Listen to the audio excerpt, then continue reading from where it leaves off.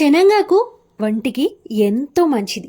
మరి అది దొరికినప్పుడు పచ్చడి చేసుకోండి, అద్భుతంగా ఉంటుంది. ముందుగా వేయించుకున్న నువ్వులు, కొంచెం ఆయిల్లో వేయించుకున్న పచ్చిమిరపకాయలు, బాగా క్లీన్ చేసుకున్న శనగాకుని లైట్గా ఆయిల్ వేసుకొని స్మెల్ అనేది మొత్తం చేంజ్ అయ్యేలాగా, పచ్చితనం అంతా పోయేలాగా మంచిగా ఫ్రై చేసుకోవాలి.